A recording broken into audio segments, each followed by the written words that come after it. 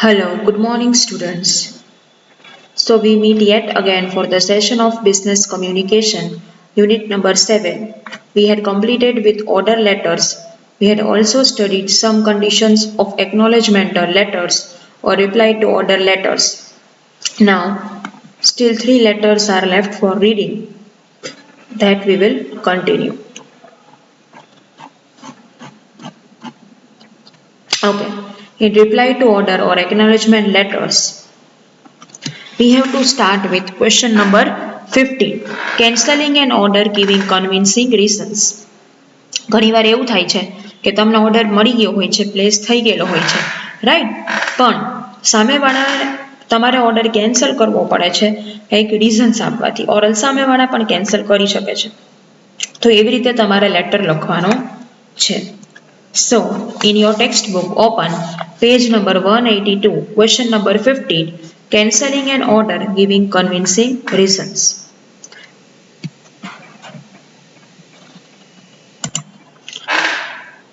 So, students, દર્શન stores logo લખવાનો છે, એની ઓપોઝિટ એડ્રેસ લખવાનું છે, ડેટ લખવાની છે, ટુ મેનેજર કરીને એડ્રેસ લખવાનું છે, ડિયર સર પછી સબ્જેક્ટ લખવાનું છે, right, with reference to the order. Okay, now please refer to our order number dated 15 January for crockery items to be delivered on 28 January. We are sorry to state that we cannot take delivery of crockery items as we are facing the problem of storage space. શું કહે છે કે અમે storage સ્પેસનો problem face કરીએ છીએ એટલે અમે crockery આઇટમની delivery લેશું, અમે લઈ શકીએ એમ છીએ નહીં. Our warehouse was destroyed by killer earthquake on 26 January. અમારું વેરહાઉસ એટલે ગોડાઉન જે હોય કે જ્યાં ગુડ સ્ટોર કરતા હોય એ ડિસ્ટ્રોય થઈ ગયું છે કેમ કે અર્થક્વેક આવ્યો હતો એટલા માટે. We have had to remove salvaged goods to our showrooms. ટૂંકમાં જે ગુડ્સ બચી ગયા છે, રાઈટ, એ અમારે શોરૂમમાં મૂવ કરવા પડ્યા છે. So we shall have to cancel our order with you, keeping in mind this unforeseen situation. એટલે અમારે આ સિચ્યુએશન તો મેં વિચારી જ નહોતી છતાં આવી ગઈ છે એટલે હવે અમારે ઓર્ડર કેન્સલ કરવો પડે એમ છે. We are sure that you will understand the situation and accept our sincere apology for the inconvenience caused. અમે શ્યોર છીએ કે તમે સિચ્યુએશન સમજશો અને અમારું સોરી તમે એક્સેપ્ટ કરશો અને ઇન્કન્વીનિયન્સી જે અમે તમને અમારા લીધે તમને પડી છે એ તમે અમને માફ એના માટે કરી દેશો. તો આવી રીતે સ્ટુડન્ટ્સ ઓર્ડર કેન્સલ કરતો લેટર લખવાનો છે, રાઈટ. તમે ગમે તે રીઝન, સારું રીઝન આપી શકો છો અને ઓર્ડર ભલે તમે પ્લેસ કર્યો હોય પણ હવે તમે લઈ શકો એમ નથી તો તમારે એને કેન્સલ કરવાનો છે. યોર્સ ફેથફુલી કરી નામ અને into bracket the designation. Now let us move towards question number 18, page number 185. Letter informing the customers that goods cannot be sent as goods have been withdrawn from the market for the time being.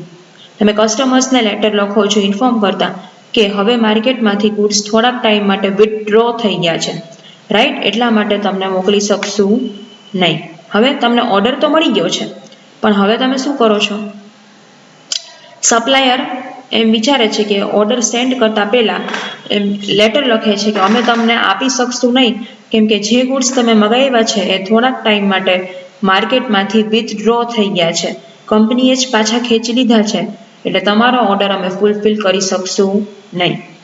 Kinetic scooters private limited, સામે logo, address, date, email and phone number, to કરીને address, પછી dear sir, પછી subject, your order dated and the date, પછી તમારે લખવાનું છે thank you for your order of 7th March for supply of 50 kinetic style scooters. We regret to inform you that your order cannot be executed at least for next 2 months. શું કહે છે કે અમે તમને થેન્ક યુ કહીએ છીએ કે તમે 7th March અમને ઓર્ડર આપ્યો છે 50 કાઇનેટિક સ્કૂટરનો, પણ અમે સોરી કહીએ છીએ કે એટલીસ્ટ નેક્સ્ટ 2 months માટે અમે લોકો તમારો ઓર્ડર ફૂલફિલ કરી શકશું નહીં. As you are aware that kinetic style was launched in market in last January. So far we have sold 50,000 kinetic style scooters across the country, but there are a couple of manufacturing defects in the existing model. અમે 50,000 kinetic વેચ્યા છે, right, પણ અમુક સ્કૂટરમાં manufacturing defect જ આવેલી છે. Some of our customers have brought this defects to our kind notice. અને અમુક કસ્ટમરે આ ડિફેક્ટને અમારી નોટિસમાં મૂકેલી છે. તો we have decided to withdraw the model from the market for time being. We intend to relaunch it after implementing necessary changes. એટલે time being માટે અમે વિથડ્રો કરવાનું નક્કી કરેલું છે. But after implementing certain changes, થોડાક ચેન્જીસ પછી અમે માર્કેટમાં રીલોન્ચ કરવાનું વિચારીએ છીએ. We hope that this step would enable us to win our customers faith in our product. અમે હોપ કરીએ છીએ કે આ સ્ટેપથી શું થશે કે અમારા કસ્ટમર્સને અમારામાં ફેથ રહેશે. Your order will be executed as soon as V receive fresh lot from the production department. તમારો ઓર્ડર અમે મોકલી દઈશું એઝ સૂન એઝ અમને પ્રોડક્શન ડિપાર્ટમેન્ટમાંથી ફ્રેશ લોટ મળે, એટલે તમે જેટલા સ્કૂટર ઓર્ડર કરેલા છે એટલા અમે તમને મોકલી દઈશું. યોર્સ ફેથફુલી કરી નેમ લખવાનું છે અને બ્રેકેટમાં ડેઝિગ્નેશન લખવાનું છે. Okay students, so this is all about question number 18. Okay, તમારે સામેવાળા લેટર લખે છે કે અમે ઓર્ડર મોકલી શકશું નહીં કેમ કે આવો પ્રોબ્લેમ થઈ ગયો છે. એ તમને ક્વેશ્ચનમાં જ પ્રોબ્લેમ આપેલો હશે, એ પ્રમાણે તમારે સોર્ટ આઉટ કરવાનું છે. નાઉ question number 19. Last question will be, I am reading the question, page number 186 ઉપર છે students. Avni Jewellers Bhuj have received an urgent order for specific types of jewellery items, but because the workers are on leave, they are not in a position to prepare the item in time. Draft suitable reply on behalf of Avni Jewellers Bhuj. હવે શું કહે છે, Avani જ્વેલરને order મળેલો છે મોટો jewellery item મોકલવાનો, પણ Avani જ્વેલરના worker હવે લીવ ઉપર જતા રહ્યા છે, એટલે એ લોકો આઇટમ્સ પ્રિપેર કરી શકશે નહીં. એટલે હવે તમારે એક રિપ્લાય લખવાનો છે on behalf of Avani jewellers. એટલે ઓન બિહાફ એટલે અવની જ્વેલર્સ વતી તમારે રિપ્લાય લખવાનો છે.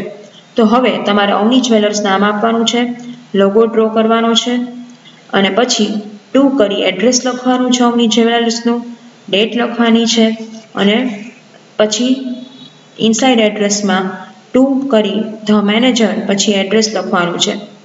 ડિયર સર પછી subject your order of May 17, 2020. હવે we refer to the above mentioned letter in which you placed an order for jewellery items manufactured by us. We would like to thank you for having shown interest in the purchase of our goods. In your letter you have requested us to execute your order latest by 21st June 2020. હવે શું કહે છે કે અમે સૌથી પહેલાં તો તમને થેન્ક યુ કહીએ છીએ કે તમે અમારી પ્રોડક્ટ પરચેસ કરવામાં ઇન્ટરેસ્ટ બતાવ્યો છે, બરાબર. તમારા લેટરમાં તમે રિક્વેસ્ટ કર્યો છે કે ઓર્ડર 21st જૂન સુધીમાં એક્ઝિક્યુટ થઈ જવો જોઈએ, તમને મળી જવો જોઈએ.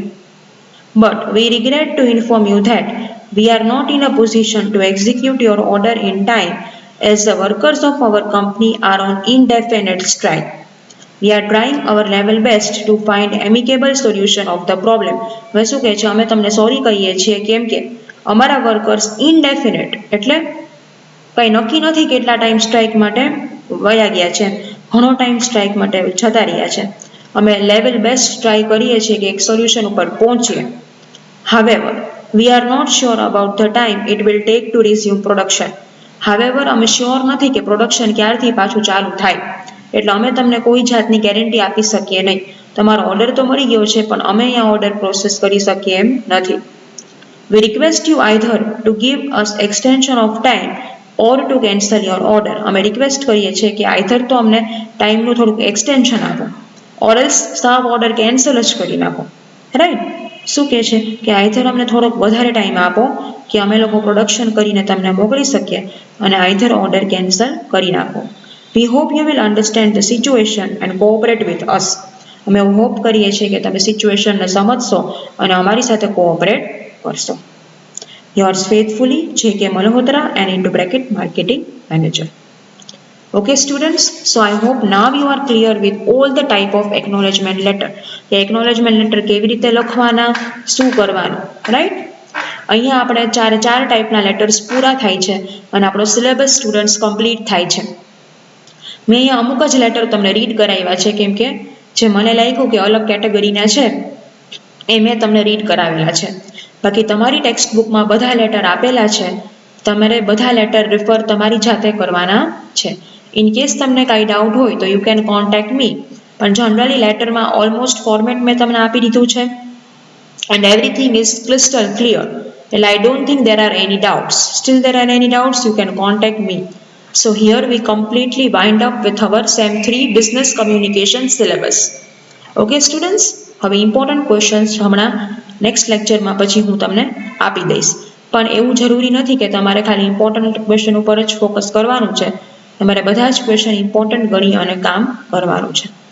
ઓકે, સો બાકી બધા લેટર્સ જે આમાં મેં રીડ નથી કરાવેલા એ તમારે એ જનરલી રિપીટેડ ક્વેશ્ચન્સ છે એટલે તમારી જાતે રીડ કરવાના રહેશે. Otherwise now our syllabus is completely over. So now in next lecture I will post up with the important questions and we will discuss the important questions. So now till then take care and thank you.